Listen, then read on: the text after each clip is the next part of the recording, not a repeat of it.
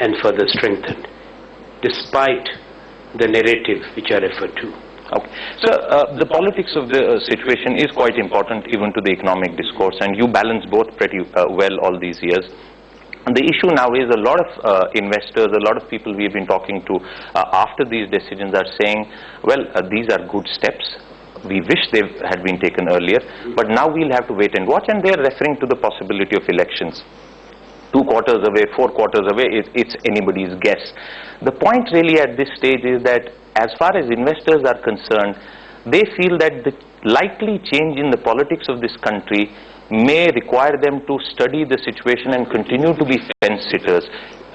Do you agree with that? The answer is no. No. First of all, in 1991, when economic liberalization path was embraced, at that time also our opponents were fairly shrill, and they did say that they don't agree. There was a Bombay Club formed, even of the industry, and they were opposed. They thought that, you know, India will be recolonized and new East India companies will come in. But what happened? Your own companies became big enough and grew in self-confidence to go overseas, and some of the biggest mergers and acquisitions have been made by Indian entities. And today you want those domestic companies to keep investing back in India? Yes, that's true. Secondly, in between there was a period when there was a National Front government or a UF government. Was there any reversal? The answer is no. Were there again further reforms? The answer is yes. Then came the BJP-led NDA. But they were keen to open everything without any conditions, without deliberating, without consulting. Including retail, for instance. 100% without any conditions. Absolutely. So what are they complaining? They're basically hypocrites. They have double standards. It's not politics of ethics, principles, or ideological convictions and clarity. And it was the BJP which gave the first license fee waivers to the telecom sector, the same BJP which has talked about presumptive loss. They never talked of auction. Yeah. There are other sectors, the whole range of sectors which they opened up. Who opened up airports 100%, but won't you concede, pharmaceuticals 100%? Absolutely. Sir, but won't you concede that in 2 successive UPA governments, it is UPA 2 which has seen a lot of damage being inflicted on industry which had trusted UPA 1. UPA 1 issued the licenses in telecom. UPA 1 issued the coal block allocations, which perhaps may now face some legal heat.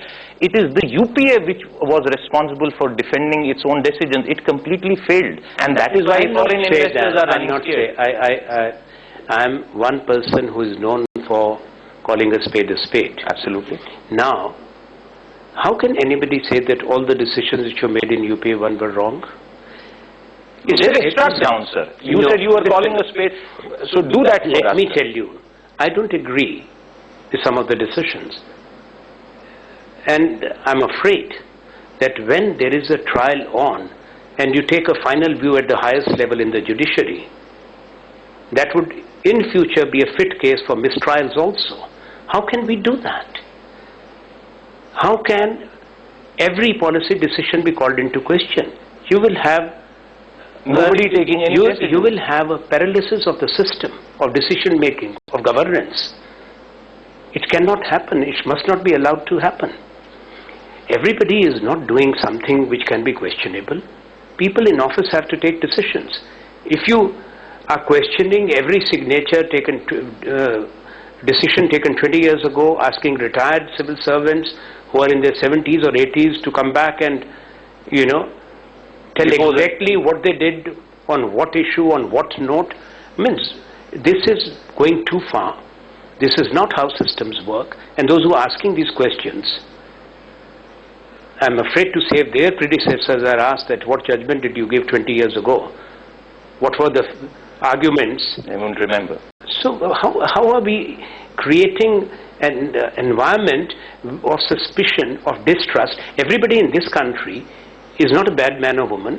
Everybody in this country, whether in judiciary, whether in parliament, whether in administration or in executive, we, after all, we are citizens of this country, and each one of us is trying to serve the nation. So should we be scared of what is likely to happen on coal blocks? I don't know what's likely going to happen. What has happened, I know. What has happened is the coal linkages have not been honored. The The power sector couldn't get the coal. India, being a country with one of the largest reserves of coal, could not mine its coal. Is actually importing coal. 200 million tons. Outgo of foreign exchange. Somebody has to ask these questions. Okay, and somebody also has to have the answers. And our final part of the interview, and this is to do with the overall economy, sir. Despite everything, we still don't see sentiment being properly robust. There are international cues, there are domestic cues. My first question in that regard, at this stage, can we say with any degree of confidence that the worst is behind as far as the policy confusion, the court activism, the lack of cohesion within government decision making? Is that bad phase over, sir?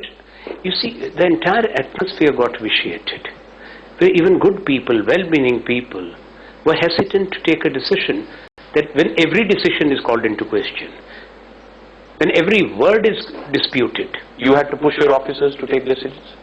Well, I'd say that, many of us inspire confidence in the team, and we take decisions as we have demonstrated. When we talk of UPA2, the biggest policy rollout perhaps has been national manufacturing policy, which eventually is going to transform this country. Which economists now say is actually going to lift us out of the doldrums in the long run eventually. Not only that, it will make India a manufacturing hub of the world. 13 of the national investment manufacturing zones, those will be the standalone greenfield industrial townships, stand approved.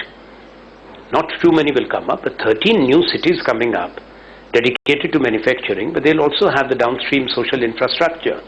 That is happening. But your ministry also championed SEZs which North Bloc struck down, and today the SEZ dream is all but over, sir. But almost 30% of our exports are out of SEZ. Even leading to revenue losses. That is what North Bloc... No, that's not true. What about the foreign exchange earned? Why do you create SEZ? World over, what is the practice? I reject this. Okay. What revenue loss? Then why do you create SEZs? Special economic zones are meant for exports. And it is established and accepted practice. You don't export domestic taxes and duties. That is what SEZs do. So what is the revenue loss? Under the WTO, under the multilateral agreements, which country is allowed to export its domestic duties? You have to actually cut that down. That is actually a questionable transaction cost being imposed on the exporters. Even for the other exporters who are outside SEZ, these duties should be removed. Then only they will become more competitive. How worried are you about the rupee, sir? I think there is a lot of hedging. Whether it's and when you talk of non-deliverable forwards, Reserve Bank of India should really tighten the noose around them. I have questions about this in the government at the time. It should happen. Rupee, when the economy improves, when we get more investments, when we push our exports more, the rupee can strengthen again.